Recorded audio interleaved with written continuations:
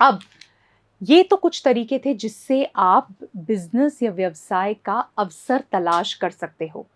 अब business idea कैसे बनाया जाए, उसके कुछ तरीके जिससे कि आप बिजनेस आइडिया को, व्यावसायिक विचार को तैयार कर सकते हैं। तो पहला तरीका है आपका स्थान आधारित विचार। तो एक बिजनेस आइडिया हो सकता है जहां पर उद्यमी किसी विशिष्ट स्थान, एक स्थान को पकड़ ले और वहां पर जो भी ग्राहक हैं उनकी ज़रूरतों को पूरा करने के लिए कोई बिजनेस आइडिया लेकर आए। एक जगह है और वहां पर ग्राहकों की ये ज़रूरत है, तो स्थान या लोकेशन बेस्ड आइडिया। अब इसका उदाहरण देखते हैं। मान लीजिए राजस्थान के एक किसी गांव के अंदर पीने का पानी, साफ पीने का पानी नहीं है, बहुत कम उपलब्ध है। तो एक उद्यमी क्या कर सकता है?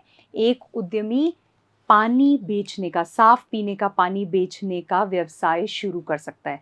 अब ये क्या हो गया? स्थान स्पेसिफिक यानी लोकेशन स्पेसिफिक। उस एक गांव के अंदर ही समस्या है, उस गांव की उस समस्या का निवारण हो रहा है। तो ये हो गया आइडिया लोकेशन बेस्ड। इसी तरह से हम दूसरे पर चलते हैं, सीजनल आइडियाज। अब ये क्या है? मौसमी विचार। यानी मान लीजिए कोई शहर गर्मियों के दौरान, जो बड़े शहर वहाँ लोग क्या लेना चाहते हैं? गर्मियों में ठंडा, है ना, स्वास्थ्यवर्धक पेय पीना चाहते हैं। और जब सर्दियाँ आती हैं तो चाहते हैं कि कुछ गर्म पीने को मिले। तो एक उद्यमी मौसम के आधार पर कोई विचार ला सकता है कि मेरा जो व्यवसाय है वो ये है कि गर्मियों में हम ये उपलब्ध कराते हैं, कुछ ठंडा, साथ ही में हेल्दी, उसमें पुदीना डाल करके। और सर्दियों के अंदर हम मसाले वाली, अदरक वाली चाय भी देते हैं जिससे ज़ुकाम खांसी में फ़ायदा हो, लोग हेल्दी भी रहें। या उदाहरण है ना, तो इस चीज़ के अराउंड भी व्यवसाय लाया जा सकता है। यानी मौसम, मौसम के मुताबिक विचार। फिर आ सकता है आपका इवेंट आधारित विचार। यानी कि लोगों को इवेंट के मुताबिक लोगों की सेवा करना, है ना, इवेंट में लोगों की सेवा करने के तरीकों के बारे में सोचना। उदाहरण के तौर पर जब शादी का सीजन होता है तो कई सारे अलग अलग बिजनेसेस हैं जो आ जाते हैं। जैसे मान लीजिए कार्ड डिज़ाइनर है, शादी के कार्ड जो बनाने हैं, कार्ड डिज़ाइनर हो गए। उसके बाद में प्रिंटर हो गए, मेहंदी वाले हो गए, मेहंदी डिज़ाइनर, इवेंट मैनेजर हो गए, डेकोरेटर हो गए, टेंट वाले हो गए, केटरिंग। अब ये शादी का सीज़न जब आया तो ये एक्टिव हो जाते हैं, है ना। कोई फेस्टिवल आया तो ये एक्टिव हो जाते हैं। सो कोई इवेंट के आधार पर, इवेंट के आधार पर आप सोच सकते हो कि हाँ, ये इवेंट्स के अंदर मेरा व्यवसाय लोगों की सेवा करेगा। तो उस हिसाब से भी आप विचार ला सकते हो। फिर आ गया आपका रुचि संचालित विचार, यानी इंटरेस्ट ड्रिवन, है ना। ऐसा कोई बिजनेस आइडिया जो आपकी रुचि पर आधारित हो, जो चीज़ आपको पसंद है उस पर आधारित हो। उदाहरण के तौर पर मान लीजिए कोई ऐसा व्यक्ति है जो नृत्य में रुचि रखता है, बहुत अच्छा भी है और नृत्य करना उसको बहुत पसंद भी है। तो वो क्या कर सकते हैं? जो कुछ गंभीर नर्तकियों के लिए और उन लोगों के लिए भी एक नृत्य प्रशिक्षण केंद्र चला सकते हैं, संस्थान शुरू कर सकता है। तो कुछ लोग हैं जो सीरियसली डांस सीखना चाहते हैं, नृत्य प्रेमी हैं, वो सिखाया जा सकता है। साथ में कुछ लोग चाहते हैं व्यायाम के तौर पर, मज़ेदार व्यायाम करके पतला होना चाहते हैं, उनके लिए भी चलाया जा सकता है। तो अगर मेरी रुचि नृत्य में है तो मैं नृत्य को कई तरीके से सिखा सकती हूँ, अलग अलग रूप दे करके। तो उसके आधार पर मैं अपना व्यवसाय खड़ा कर सकती हूँ, रुचि के आधार पर। फिर अगला तरीका हो सकता है व्यवसाय संचालित विचार। अब बहुत से लोग इस आधार पर व्यवसाय शुरू करते हैं कि उनकी रुचि किस में है और उन्होंने क्या अध्ययन किया है। रुचि और अध्ययन, जैसे अभी हमने विवेक जो कि रेस्टोरेंट के ओनर थे, द वाव बोल, उन्होंने रुचि भोजन बनाने में, अध्ययन किसका है? चिकित्सा का। उन्होंने उन दोनों को मिलाया और उससे एक विचार उत्पन्न हुआ, हेल्दी खाना। है ना? तो ये भी करते हैं कई लोग। इसका एक और उदाहरण देखते हैं। अगर एक किसान है जिसको सब कुछ पता है खेती-बाड़ी के बारे में, कौन-सा बीज लगाना है, कौन से मौसम में कौन-सा लगेगा, कैसे जोता जाएगा खेत, है ना? उसके बाद में और क्या-क्या चीज़ों का ध्यान रखना है, किस तरह से चीज़ें डालनी हैं, सॉइल का, मिट्टी का ध्यान। अगर उन सब कुछ पता है, तो फिर वो क्या शुरू कर सकते हैं, एक किसान प्रशिक्षण संस्थान शुरू कर सकते हैं, जिसमें खेती के बारे में जो सीखना चाहते हैं, वो लोग आ सकते हैं। तो जो लोग खेती करना चाहते हैं, प्रशिक्षण चाहिए, वो आ सकते हैं। जो शहरों में रहते हैं और उनको छतों पे या बालकनी में सब्जियां उगानी है, उसके बारे में सीखना है, वो भी आ सकते हैं। तो एक ही इंटरेस्ट, अध्ययन किया जिस क्षेत्र में, उससे वो अपना व्यवसाय शुरू करके अलग-अलग लोगों को अलग तरीके से प्रशिक्षण दे सकते हैं। खेती-बाड़ी भी सिखा सकते हैं और जिसको किचन गार्डन बनाना है, अपनी बालकनी में सब्जियां उगानी है, छत पे उगानी है, उनको भी सिखा सकते हैं। तो ये भी एक उदाहरण है। अब केस स्टडीज देखते हैं कि किस तरीके से विचार उत्पन्न हो सकता है। इसी का आपको इससे और क्लैरिटी मिलेगी और हो सकता है कई आइडियाज भी आपके दिमाग में उपजें। तो सबसे पहले नगमा का देखते हैं। नगमा एक फैशन डिजाइनर हैं। नगमा चेन्नई गई एक फैशन डिजाइनर बनने के लिए और हमेशा से नगमा फैशन डिजाइनिंग में इंटरेस्टेड रही है। अपने दोस्तों के लिए, जब वो स्कूल में थी तो अपने दोस्तों के लिए वो ड्रेसेस डिज़ाइन करती रहती थी। तो स्कूल के वक्त से ही उसको पता था कि मेरी रुचि है डिज़ाइनिंग के अंदर, है ना? लेकिन कॉलेज के बाद नगमा को ये पक्के तौर पर नहीं पता था कि करना क्या है, काम किस तरह का काम करना है, आइडिया नहीं था कॉलेज के बाद में। अच्छा, नगमा के जो संस्कृति है, जिस संस्कृति में वो है, जिस समुदाय में है, वहाँ पर लड़कियों को हर वक्त हिजाब पहनना होता है ना? ये उनकी संस्कृति का हिस्सा है। तो अब चेन्नई जब वो आई फैशन डिज़ाइनिंग पढ़ने के लिए, तो नगमा के लिए बड़ा ही मुश्किल हो गया अच्छे क्वालिटी के बढ़िया हिजाब ढूँढना, क्योंकि चेन्नई में उतने नहीं थे, उतने मे बी लोग जिनकी ज़रूरत हो हिजाब की वो नहीं हो, या अगर है तो मे बी कोई था नहीं जिसने उस मार्केट को या उस ज़रूरत को टैप किया हो। तो नगमा को तो मुश्किल हो रही थी, तो उसने आइडिया निकाला खुद के अनुभव से। हमने बात की थी ना कि अगर आपका जो खुद का अनुभव है, पर्सनल व्यक्तिगत अनुभव, उससे भी आप विचार ला सकते हैं। तो अपने तकलीफ अच्छे हिजाब न मिलने की, उससे आइडिया मिला कि हिजाब बनाते हैं और उनको बेचते हैं। तो नगमा ने क्या किया, उसने अच्छी गुणवत्ता यानी अच्छी क्वालिटी, गुड क्वालिटी के और फैशनेबल लेकिन साथ में ही किफ़ायती, बहुत महंगे नहीं, किफ़ायती हिजाब बनाना शुरू किया। तो वो अच्छी सामग्री खरीदती थी, है ना? मोती, मोतियों की सिलाई करती, मतलब उसको खूबसूरत बनाती, क्योंकि स्टाइलिश फैशनेबल हिजाब बनाने थे।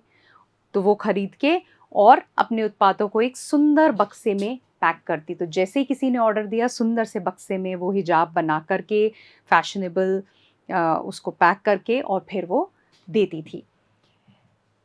फिर उससे ये हुआ, कॉलेजेस और हॉस्टल के अंदर वो उनको बेचती थी। अब नगमा का अपना एक बुटीक है और ऑनलाइन भी वो उत्पाद बेचती है। स्केल कर लिया, तो अपनी रुचि को व्यवसाय में बदला, स्कूल, कॉलेज, हॉस्टल्स में बेचना शुरू किया हिजाब को, बड़े किफ़ायती दरों पर बना करके। फ़ायदा हुआ, मुनाफा हुआ, उसको इन्वेस्ट किया और आज एक बुटीक है और ऑनलाइन भी बेच रही है ना? कितनी बढ़िया एक उदाहरण है। और आपको ये समझ आ रहा होगा कि किस तरह से विचार को उत्पन्न करना, किस तरह से पहचानना कि क्या किया जा सकता है। यहाँ पर वो सब चीज़ें आपने देखी, खुद का अनुभव था तो वहाँ से आइडिया मिला, रुचि भी थी तो वो आइडिया फ़ायदेमंद था क्योंकि रुचि थी, इसलिए उसको मज़ा भी आता था और उसने सब कुछ लगा दिया, क्या नया हो सकता है, क्या अच्छा हो सकता है, मज़ा भी आ रहा था। तो रुचि और खुद के अनुभव से एक कमी जिसको पहचाना, उससे व्यवसाय खड़ा किया नगमा ने। दूसरा देखते हैं, बहुत ही इंटरेस्टिंग उदाहरण है राकेश स्पेशल ऑटो वाला। अब राकेश एक बड़े उत्तर प्रदेश के छोटे से गांव से थे और मुंबई आए। बहुत जब छोटे से थे तो पैसा कमाना था, परिवार को चलाना था, तो इसलिए वो मुंबई आ गए। अब उनके दोस्तों ने उन्हें आइडिया दिया कि मुंबई में क्या कर सकते हो, एक ऑटो खरीद लेना ताकि अच्छे से पैसा कमा सको। ये आइडिया के साथ में राकेश ने ठीक है आए और किसी भी दूसरे ऑटो वाले की तरह ऑटो लिया और कई सालों तक ऑटो राकेश चला रहे थे, है ना? चलता रहा कई सालों तक। लेकिन वक्त के साथ में करते करते उनको मज़ा आने लगा। राकेश को ऑटो चलाने में मज़ा आने लगा और मज़ा आने लगा क्योंकि उनको मज़ा आने लगा अपने ग्राहकों से बातचीत करने में और उनकी ज़िंदगी के बारे में सुनने में। तो राकेश ने क्या शुरू किया कि ठीक है, ऑटो तो चला ही रहे हैं, फिर जो बैठा है उनसे बातचीत भी हो रही है, कई किस्से निकल कर आ रहे हैं, कुछ नई चीज़ें पता चल रही हैं, तो उसको मज़ा आने लगा। तो फिर राकेश को आइडिया आया, इस चीज़ से आइडिया आया। तो मज़ा तो ऑलरेडी आ रहा था, लेकिन अब साथ में राकेश ने कहा, यहाँ क्या नया ला सकते हैं, क्या नवाचार हो सकता है? तो उन्हें एक ऑटो वाले से एक उद्यमी बनाने में ये विचार का हाथ है। देखते हैं कैसे। तो आइडिया क्या था? एक विशेष ऑटो अनुभव का विचार वो लेकर आए, स्पेशल ऑटो एक्सपीरियंस। तो उन्होंने कहा ऑटो तो सभी चला रहे हैं, तो क्यों ना मैं एक ऐसा अनुभव दूं मेरे ग्राहक को, वो जितनी देर मेरे साथ है कि वो भूल ना पाए उसको।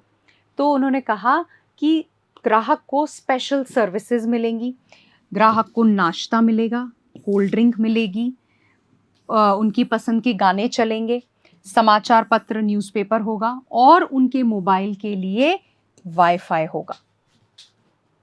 एक ऑटो में ये सभी चीज़ें ग्राहक को मिलेगी। ऑटो में बैठकर एक जगह से दूसरी जगह जाना, जो कि एक बहुत ही मामूली सेवा है, रूटीन सेवा है। लोग बैठते हैं, चले जाते हैं, पहुंच जाते हैं, कई लोग सो जाते हैं, कई लोग बैठे हैं, उस अनुभव को बदलने का विचार राकेश लेकर आए और एक स्पेशल ऑटो अनुभव, ऑटो एक्सपीरियंस क्रिएट किया इन सब चीज़ों के साथ में, है ना?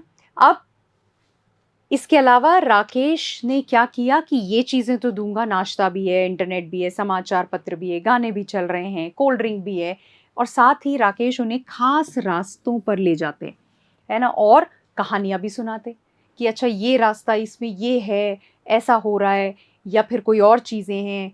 तो और अपना मोबाइल नंबर वो साझा कर देते उस ग्राहक के साथ में कि कभी भी आपको मेरी सेवा चाहिए तो आप ऑटो प्री बुक कर सकते हैं। अब सोच के देखो, हर ऑटो वाला नंबर देता है। कई ऑटो वाले हैं जो कहते हैं अच्छा आपको कहीं जाना है, ये लीजिए, आप मेरा नंबर ले लीजिए, मुझे बुला लीजिएगा, है ना? लेकिन राकेश जब अपना नंबर किसी को दे तो क्या लगता है चांसेस कितने हैं लोगों के याद रखने के और राकेश को ही वापस बुलाने के? बहुत ज़्यादा, क्योंकि अनुभव इतना खूबसूरत है, वो एक्सपीरियंस ही है जो लोगों को खींचकर लेकर आता है। तो क्या हुआ, लोग राकेश की सेवाओं का उपयोग करना शुरू कर देते हैं और उसके साथ एक सवारी पाने के लिए कतार में खड़े, मतलब लाइन लग गई कि राकेश के ऑटो में हमें सवारी करनी है। राकेश के साथ अब कई सारे ऑटो वाले हैं जो काम करते हैं। पूरा जिसे बोलते हैं ना व्यवसायी वो बन गए, एक उद्यम बन चुका है। और जब राकेश ऑटो वाला था, अकेले ऑटो चलाता था, और उसके बाद ये विचार और ये अनुभव जब आया तो न सिर्फ उन्होंने एक अलग अनुभव दिया जिसकी वजह से लोग उनके साथ जुड़ने लगे। लेकिन अब उसको नेक्स्ट लेवल पर अगर ले जाना है और बढ़ाना है, जो कि उद्यमिता का हिस्सा है।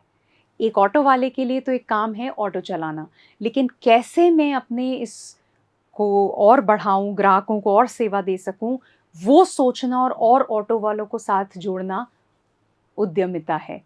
तो न सिर्फ राकेश ने और ऑटो वालों को साथ जोड़ा, लेकिन साथ ही में क्या किया, फायदा तभी है जब वो सारे ऑटो वाले भी वैसा ही अनुभव दें जैसा राकेश ने दिया। तो राकेश ने उन्हें ग्राहकों को समान मानकों पर सेवा देने के लिए प्रशिक्षित किया और अब ये एक फलता फूलता व्यवसाय है ना। तो कितना बढ़िया उदाहरण है, वही जहां हमने नगमा की बात की, यहाँ राकेश की, कि जिस चीज में रुचि थी, अगर रुचि नहीं होती, अगर ऑटो चलाने में मजा नहीं आ रहा होता, तो क्या लगता है ये आइडिया आता, ये विचार आता, इतनी सारी चीजें राकेश करता? इससे ये साबित होता है कि आपकी रुचि और आपको क्या करने में आनंद आता है एक बहुत महत्वपूर्ण भूमिका निभाता है आपके व्यवसाय के चुनाव में और उस विचार को लाने में, है ना। तो इसको बिल्कुल नज़रअंदाज मत करिए। ये नहीं अच्छा ये आइडिया अच्छा लग रहा है या ये है, इसको बस शुरू कर देते हैं, नहीं। क्या मेरी रुचि है, उसके लिए जिन चीज़ों की ज़रूरत है क्या वो मुझे पसंद है ना, मुझे आनंद आता है इस तरह का कार्य करने में? क्योंकि अगर वो चीज़ है जिसका अध्ययन मैंने किया है, जो करने में मेरी रुचि है, उससे जुड़ा व्यवसाय जब मैं करूँगी तो निश्चित तौर पर मैं उसमें अपना जी जान लगा पाऊँगी और फिर वो सफलता में आगे बढ़ेगा। तो क्योंकि उसमें एक बहुत बड़ा हिस्सा तो मैंने पहले ही मैनेज कर लिया, वो है मेरा इंटरेस्ट, मेरी रुचि, रुझान, मेरा आनंद। जब वो नहीं होता है तो वो पहाड़ जैसा लगने लग जाता है ना। मैं आशा करती हूँ आपको इस भाग में ये समझ आया होगा कि किस तरह से आपको विचार उत्पन्न करना है, किस तरह से अवसर ढूंढने हैं अपने व्यवसाय के लिए, और उसके लिए क्या क्या तरीके हैं वो तो आपने देखा ही, लेकिन साथ में कौन सी चीज़ें हैं जिनका ध्यान रखना है, किस तरह से आइडिया फॉर्म करना है, विचार को बनाना है और फिर आगे बढ़ना है ना। मिलते हैं अगले भाग में, तब तक के लिए नमस्कार।